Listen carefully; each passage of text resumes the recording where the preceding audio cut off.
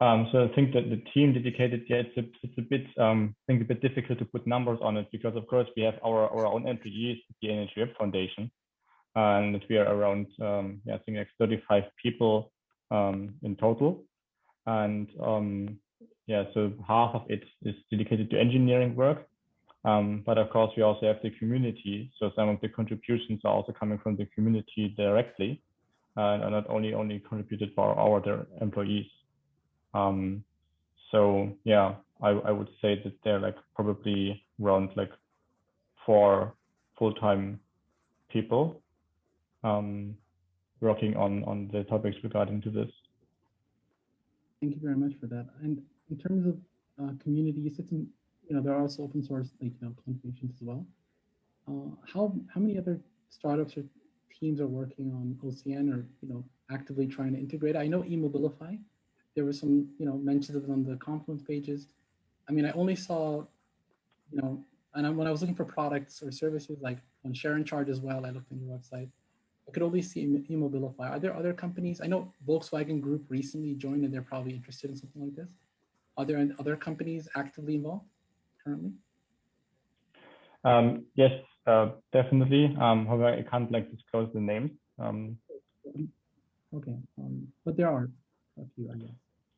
Yes, there's definitely. So also, especially from the charge point operator side, we have a couple of companies that are interested. They really want to benefit from their like making it easier to implement OCPI 2.2. They really want to benefit from the tools that we can provide to test the compliance of the OCPI protocols.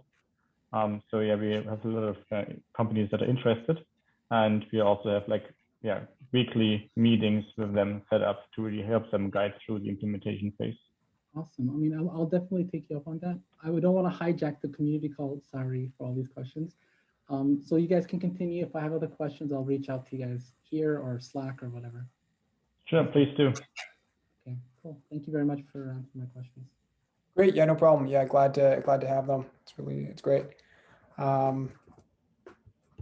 Yeah, why don't I step back to the agenda for a sec? What we're hoping to talk about today is the OCN-Registry 2.1 release. I just wanted to touch on that and just talk about one of the issues that was fixed in the release and its status going forward, and then talk about the main topic is the OCN 2.1.1 bridge improvement, and then yeah, some QA and wrap up, and of course, questions are welcome as we go.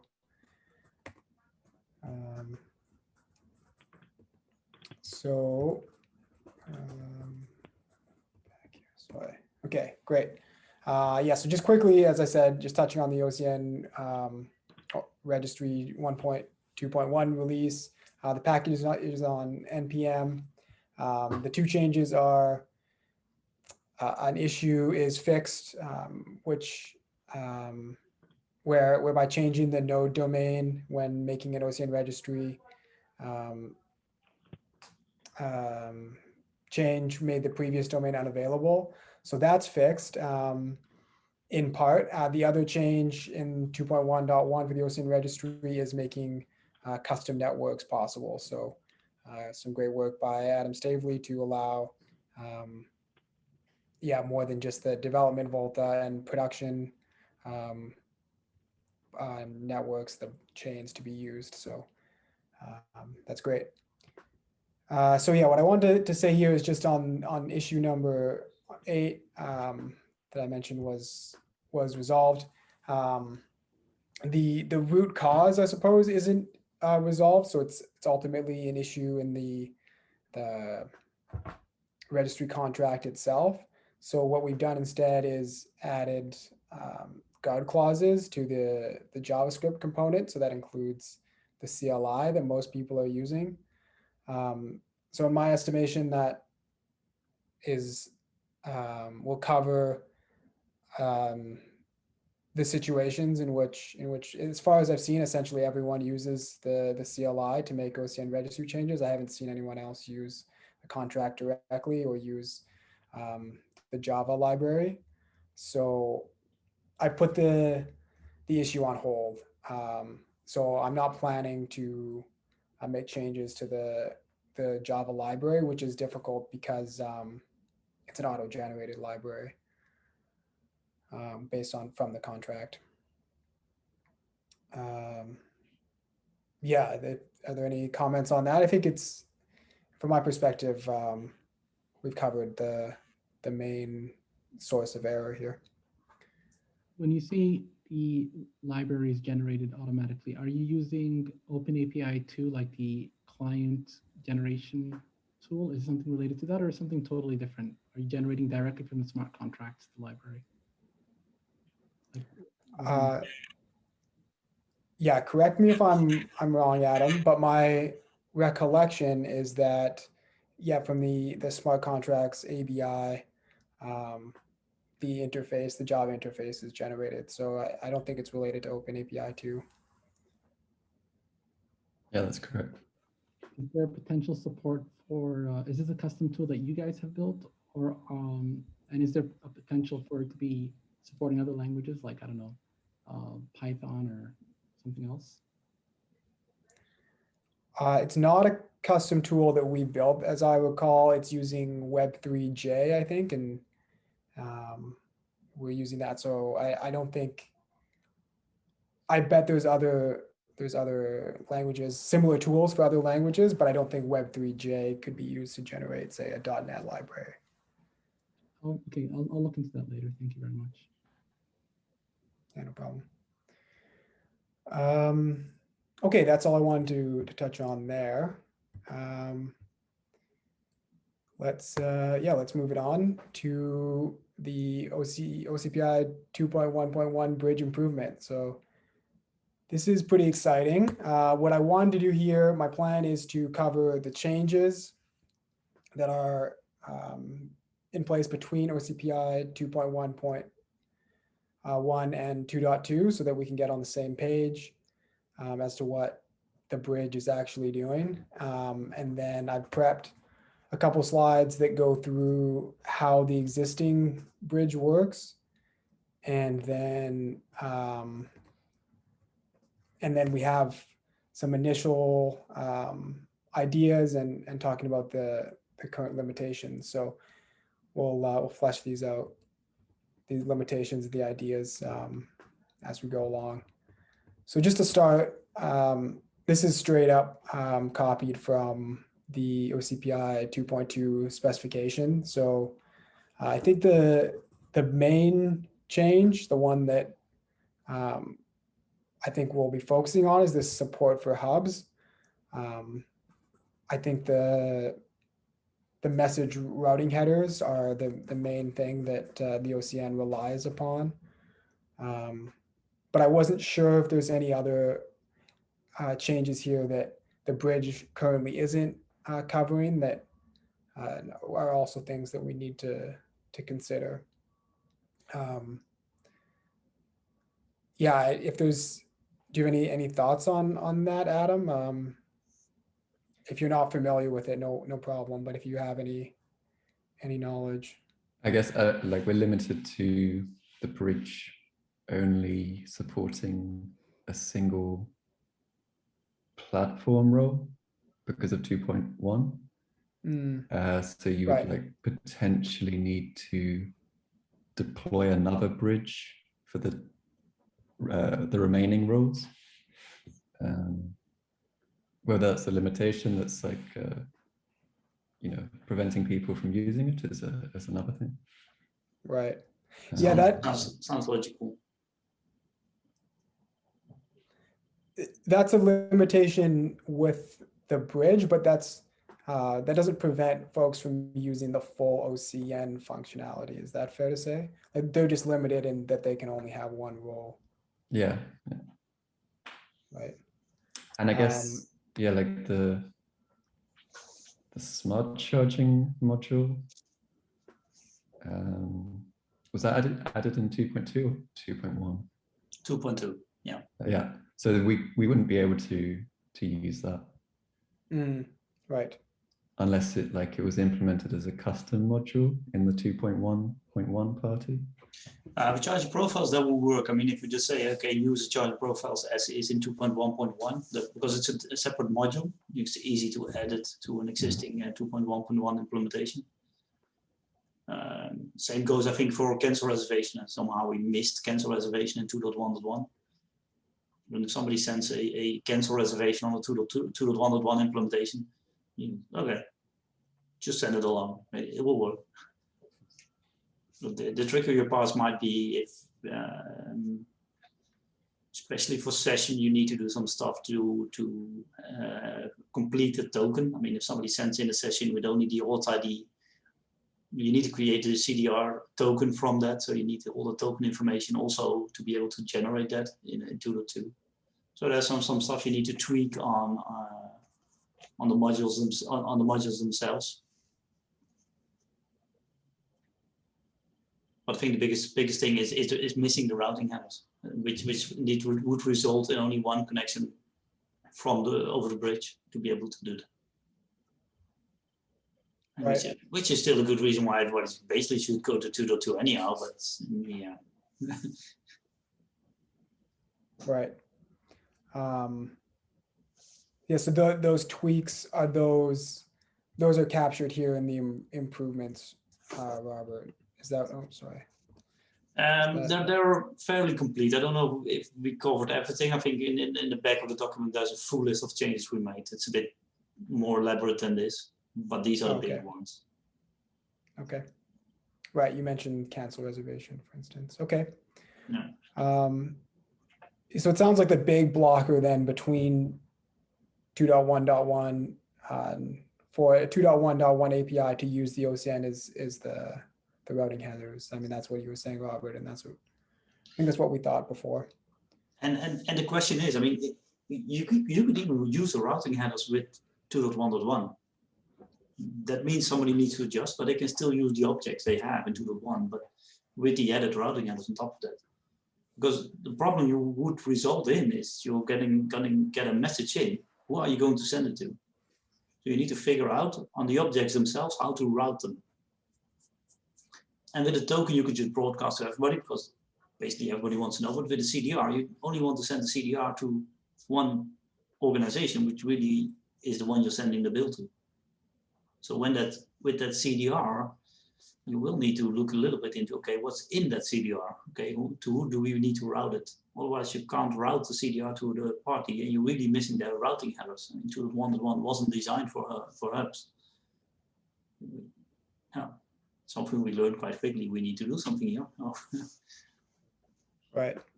When you're saying that a 2.1.1 API could just use the routing headers, well, at that point, though, they might as well.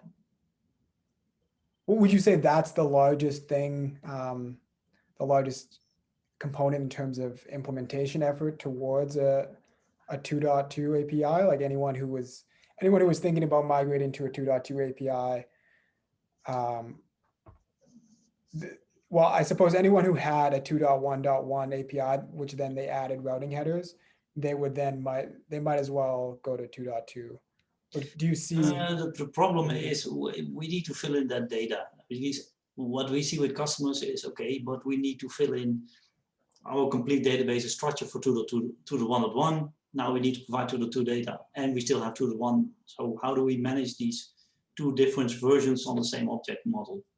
And that means really diving deep into OCPI, figuring out how to solve these issues inside OCPI. Well, the routing headers is just like, I've got something I need to send it, add a routing header to it and send it out, which is probably easier than having to dig deeply into your data structure. With everything behind that relying on that data sometimes. But it depends. It might depend per company how they look at this. Right. Okay, thanks. Yeah, I think I'll then move on to talk about what we've done so far for a bridge. Maybe before this slide, before the details of how the bridge works, this slide is meant to show it's the deployment architecture, I suppose, of the bridge, although it's not the only way you could deploy it. They wouldn't have to be on separate machines, kind of represented by the blocks. It's more just to show the relationship. So this is the bridge component, which speaks 2.1.1 to some CPO MSP backend, which then speaks OCPI 2.2 to the OCN node, which can then talk to other parties across the OCN. Yeah, have I missed anything there, Adam or Robert, or is that high level the idea? Yeah. Okay. Would this then also mean that the bridge is usable without the OCN node? Theoretically, yes, it's a separate server process. So you will make friends. I mean, yeah, that's kind of that would be the nice idea, to have like an open source OCPI server that people could use. Right, that's a good point. So how the bridge is currently structured, yeah, maybe that's a good segue into this. So there's another OCN bridge package that we have. So that's kind of a generic HTTP server to connect to a back office API, an MSP or CPO's API. So with yeah, and again, if I'm mischaracterizing here, Adam, please stop me. But the pluggable API is what is implemented by these back office systems, and pluggable DB as well, and then that allows them to start this bridge, which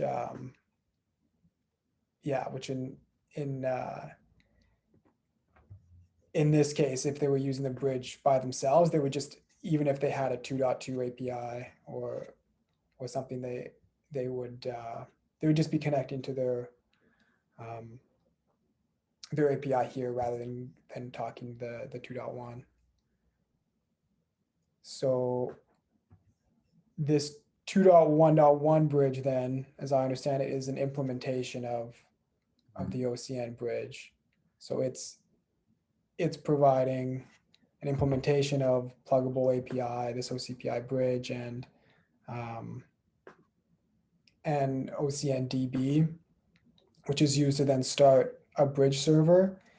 And then it also starts another server, this OCPI API, which is used to store the OCPI 2.1 token negotiation here. Yeah, so maybe with that, if I haven't missed anything or completely confused the situation, yeah, we can start talking about how we could improve it. So yeah, a current limitation here, and this is driven by the fact that we don't have the routing headers. It's kind of like what Robert was saying. It can't make requests. The OCN isn't able to know who to send the request to because it doesn't have the routing headers. So I think that's the big problem we need to solve. And one idea that we had that I think Mika proposed, you were saying, Adam, is to simulate the hub functionality of OCPI 2.2 using token B as a reference to the recipient. So I think the idea is that instead of just having one OCPI 2.1 connection here, there would be many connections. So when the back office API sent a particular token B, the bridge could know which recipient they want to talk to. Is that right? Yeah, exactly. So for the CPO or MSP, nothing really changes. They still have to, generate a token A for each new recipient they want to interact with. It just all goes via the bridge. So the exactly, the server on the other side of that connection is always the bridge, but there's always a different token B once the or token C rather. I think it's the the CPO or MSP that initiates the credentials handshake. So the CPO would generate a token A, provide it to the bridge. The bridge would, you know, have a mapping of who this token A should belong to, which recipient on the OCN. And then the bridge would actually send the request to the CPO with the token A to start the handshake. So when the CPO then sends a request to the bridge with its token C, the bridge knows that that token C is for this recipient on the OCN. I hope that was not too confusing. Yeah, that makes sense. I hadn't thought of that the bridge would need to, at the start when issuing a token A, would need to kind of know, oh, this is the token A for some recipient. But Robert's method is also possible. We could, if the CPO desires, they could just implement routing headers. But my guess is like, that's already too much work for them. And this way, at least, like it shouldn't be any additional work. I would agree. Start without the routing headers first. Yeah.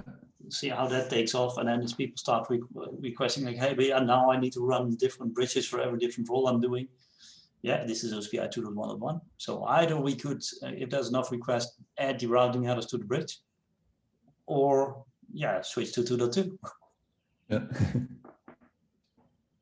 But first do it without. I mean, that's the easiest thing to integrate anyhow.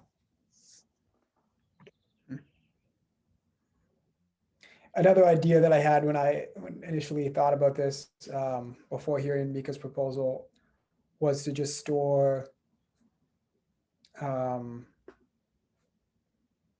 some kind of mapping outside of the OCPI structure. So having some other way of the back office API maybe storing in this backend DB to select which to select which party they want to send a request to. I can't really, the only advantage that I can maybe see is that maybe it's less work than having to do a handshake. Like you can just quickly add somehow another party. Like if you want to add, you could maybe just have an additional header, but I guess that's just essentially a routing header. Yeah, having some way to indicate outside of OCPI to the bridge which party you want to communicate to. Like storing, like creating a routing table, like let's say a table in a database, you would have like ID of the user, whatever, and you'd have like header, information as, attributes. And there would be another service like collecting and feeding into that table, right? Is that what you mean? You would have essentially create like a routing table of your own on a database in the backend DB. Is that what you mean? I'm not sure. Yeah, perhaps. Yeah, it's not really a fully formed idea at all. Maybe that could be an approach. Yeah, I'm just trying to think, like if we couldn't do, just trying to generate more ideas, like if we couldn't do this token B approach, what else could we do? Is there another option? But I do like the token B multiple connection approach. It is very nice that the clients don't have to change anything. The OCPI backends don't have to change anything. That's a massive advantage. Do you think this proposal to use the token B as a reference needs more work, Adam, or do you think it's more thought, or do you think it's pretty solid? Yeah, I guess it requires a few changes to the bridge, but yeah, like in theory, it seems to work.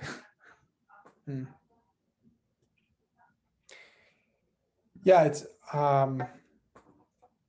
yeah, I wonder, Mo or Robert, if you have any other thoughts. Like, is this something that do you see any barriers to existing 2.1.1 APIs using this idea? To me, it seems very straightforward. They would just create additional connections as they do with any other OCPI 2.1.1 party, other connections to the bridge, and they could just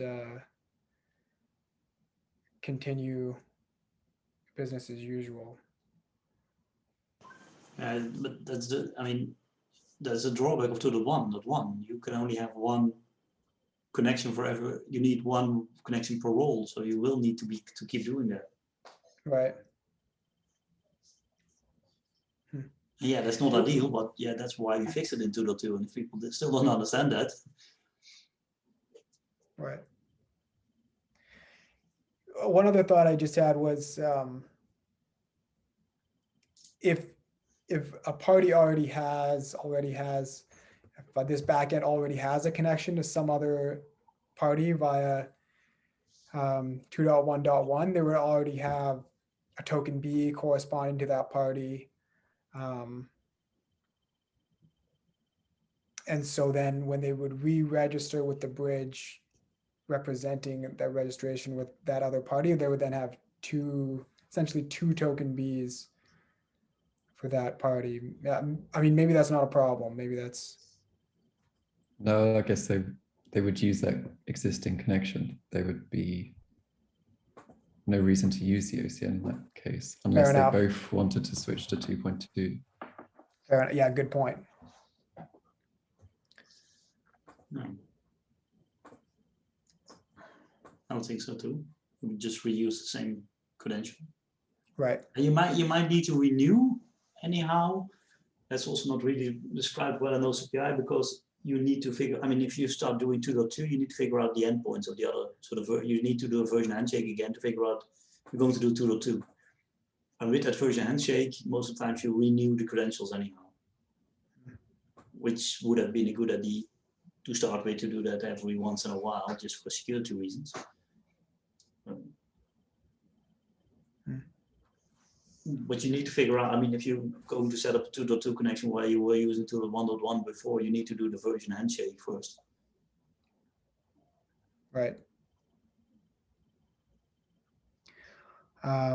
Okay, well, I think that seems like our strongest idea then. I mean, it's the idea we came in with, but it seems like this, yeah,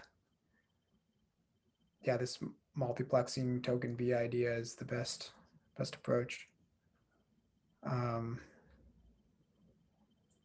Yeah, I think it's great to get your feedback, Robert and Mo, and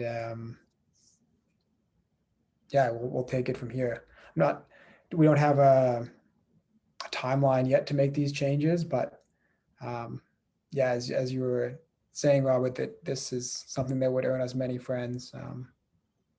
I think it would be valuable. If I look at what's happening in the UK market at the moment, a lot of people are starting to implement OCPI, and they're all in do I do 2.1.1 or 2.2?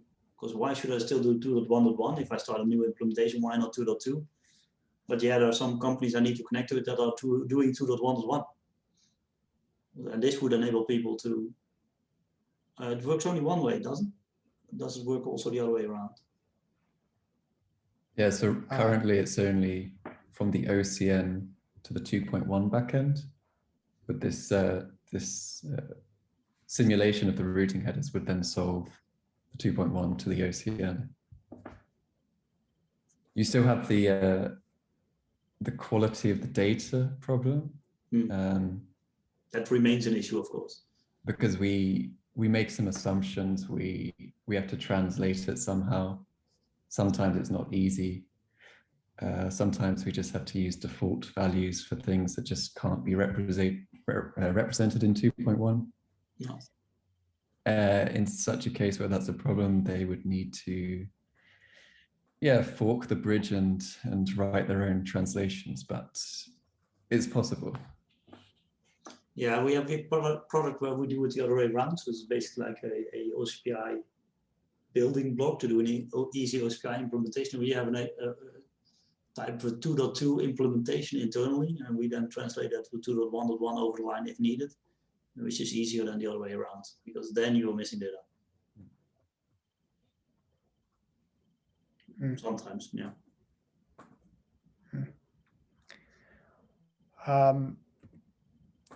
Yeah, that's all I had planned for the call. But of course, yeah, if there's any additional questions from anyone here, any other topics you want to talk about,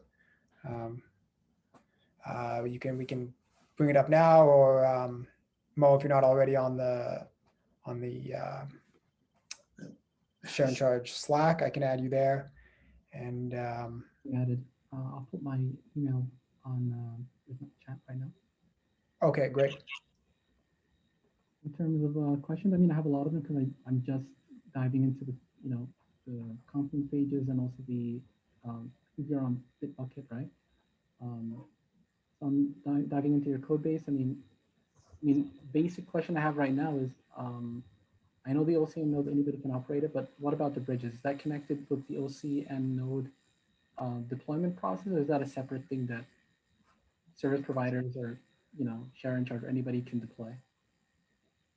How is that right now? Well, certainly they're separate. First answer. I think the OCN node a company could run one themselves, or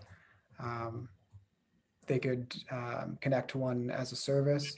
The bridge, well, I suppose most people would run the bridge themselves because it does need to connect directly to your API, and in the config, I mean, at least in its current implementation, it's connecting to like one API, one URL.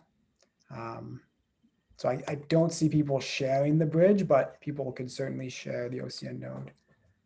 Okay, so currently I would imagine there's only one. Is there only like one or two bridges at the moment in production? Or, I mean, are there companies also implementing? I mean, maybe you wouldn't even know them, but are there companies implementing, like CPU, MSP side, are they implementing bridges themselves, or is service provider implementing bridges? Like, how does that, well, how is that currently done right now? You say the configuration is just, there's a hard URL set in the code right now. So do most people just use that, or are they, changing that themselves? Are they forking the bridge or doing whatever? Yeah, so if I'm mistaken here at all, Adam, let me know. But I think each MSP would run their own bridge. I don't think there are some folks using the bridge, if you will. There's some people using this bridge. They connect their API via this bridge package, which isn't necessarily related to the 2.1.1 bridge. I'm not sure if there's anyone using the 2.1.1 bridge, but there are a few people connected on the test network using the OCN bridge. So they've connected their API. They've implemented the pluggable API to connect using the OCN bridge, but they're running it themselves. They're not sharing the bridge. There's no bridge accessible for use by others per se. Okay, that makes a lot of sense. I mean, I'm gonna dive a lot more. I mean, I know these are very naive questions or early questions, but I mean, thank you very much for answering them. Yeah, I mean, now I understand why the update issue. It's better to just update the bridge rather than the, the client side. Everybody running their own application. Now it makes a lot more sense to me. Oh, good. Oh, are you looking to implement 2.2 or 2.1, or have you already? Happy I'm joining now because we're probably going to implement 2.2. Well, that's good.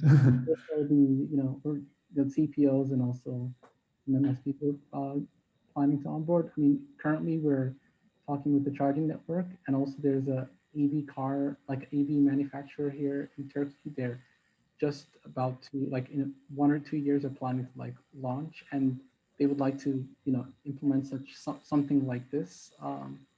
And we're exploring that idea. And I mean, because I mean, we're not sure about the timeline, but at least the charging network, there already exists. There already, you know, have hundreds of points across Turkey. And I think they're expanding to thousands by the end of 2021. So they also would like to implement something like this. So we're kind of like their service provider. We're trying to like explore the idea. And that's where we, you know, why I'm more interested to understand how this works. So I would love to just implement 2.2. I mean, thank God it's out. Thank God. I'm just going to dive into that. And yeah, I mean, I really like I mean, I have no idea, but multiple roles, like not having to change, like not having to keep track, like, you know, like having one role for one user, I don't know what you would call participant, you know, having multiple roles for them would be, I think, or for the token attached to it, I don't know, but sounds like it's a big, you know, plus, big upgrade. So happy to have that. Yeah, like this 2.1 point bridge is like very useful if you, so you have your 2.2 API and then you have a customer who only has 2.1, you can actually deploy this bridge for the customer to allow you to, or tell the customer to deploy their own bridge, and then you can interact over the OCN with them, which is what like another party last week did. So we actually deployed this 2.1.1 bridge for one party. And yeah, like, so the OCN bridge on its own is like the same thing, but for 2.2. So it allows you to like run a 2.2 server very quickly to connect to the OCN. That's good if you only want to connect to the OCN, but if you want a 2.2 API generally to like connect to other parties, then it makes sense to develop your own. Yeah, there's lots of options. We designed the bridge because like we had a lot of internal projects as well, and it didn't make sense to like keep rewriting OCPI servers. So that's where the bridge came from. So from what I imagine, I guess the OCPI bridge, I mean, in this case, it can connect to OCN nodes, but you mentioned that it could also probably connect to other servers in the OCPI. I mean, do they, I mean, I know I saw some centralized platforms and marketplaces for this, like connecting CPOs, MSPs, and service provider, not service provider, but like CPOs and MSPs. Would that bridge also be able to connect to platforms like that, or is this just within this ecosystem, like within OCN? So yeah, it does provide a 2.2 API. If that platform implements 2.2, then yes, you could connect. And then additionally, like handles the OCN connection, which is like, you know, you have to register in a smart contract as like, it's OCPI 2.2 plus whatever's necessary to connect to the OCN. And these, I don't know how coupled they are, but you could potentially just run like a 2.2 API via this OCN bridge. And then, yeah, as I said, connect to the platform if it has 2.2. Or if the platform has 2.1 for some reason. I think there is actually some company that does that. This bridge could also be used. The 2.1 bridge we show here. Awesome. Thank you very much for answering my questions.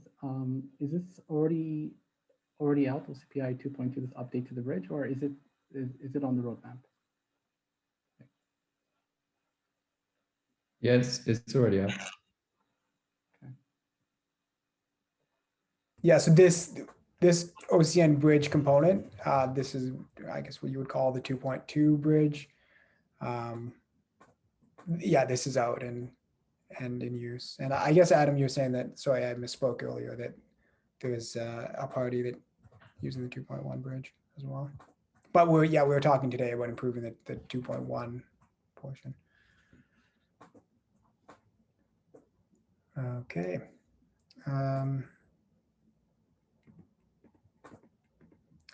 Yeah, I will certainly get you into the Slack channels, Mo. And our next call is mid-April, second Tuesday of April. So looking forward to speaking to everyone then. I still have a question to you guys. I mean, oh, sorry, Robert. Yeah. No problem. let Mo ask the questions first. The team within EV Roaming Foundation has started working on 3.0, which we are really looking into how the fuck can we get this thing much better, and at least the REST APIs are top of the list currently too. Okay, because building something that's much more reliable with sending data over. I mean, the biggest issue with OCPI at the moment is if I send an object from a CPO to an MSP, we don't have a guaranteed delivery of that data, which in the end is the biggest pain in the ass for OCPI. And we're looking into, okay, how can we do this better? So I think we would love to get your input on this as well. Are you guys planning to join EV Roaming to be able to contribute to OCPI? Yeah, I think we've discussed it. We haven't made any decisions, but it's definitely on our agenda. So I can bring it up again, and yeah. Because the discussions really are now looking into, okay, we have REST. What would that mean if we would go to MQTT, XMPP, gRPC? So we're looking into a lot of different transport mechanisms just to figuring out, okay, is REST still the best choice? Should we keep REST, or should we, because if we keep REST, we just need to improve a lot of stuff. There might be things that we already figured out there isn't like one protocol to rule them all. So that's not a perfect solution. And if you look at OCPI, it's basically two things. I mean, we're doing an object exchange type of thing, like where REST is really good at, like locations and tokens. It's really good. But things like session updates, CDRs, not that good for it. And then especially the commands are really RPC type of interfaces over REST, which is really strange. And then REST is always built, it's client to server, so a client pushes an object, and then the server normally returns the URL to where the entity is stored. But with OCPI, where there's one client pushing data to a lot of different servers, then we said, yeah, but then the client starts to define the URL, and it doesn't need to do a retry, and because it doesn't do a retry, then the server has to do a get everything.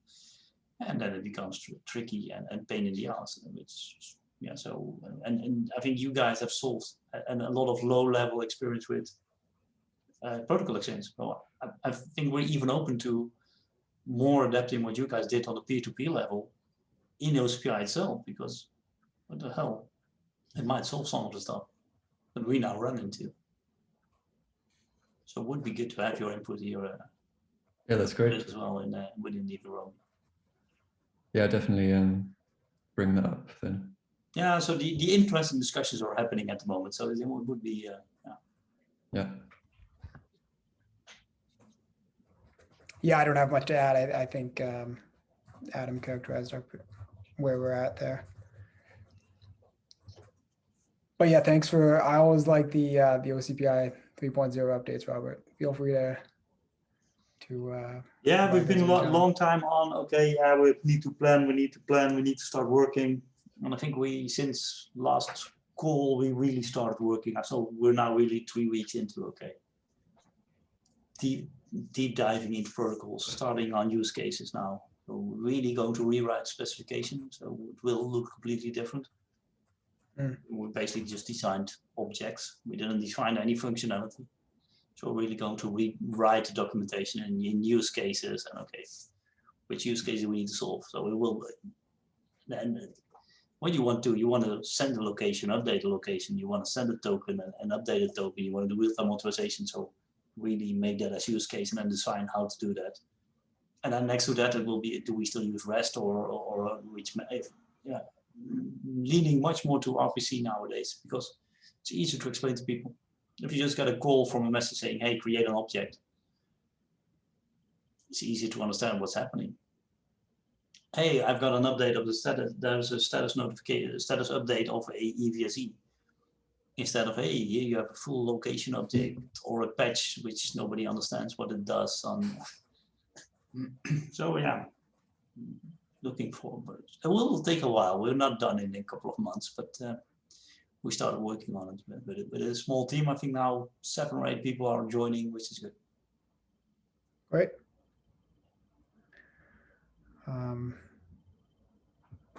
Okay, yeah, I'll maybe last call then for questions from anyone. Okay, great. And thanks you guys also for the update. Yeah, no problem. Yeah, I'll talk to you all then in a month or so. Yep.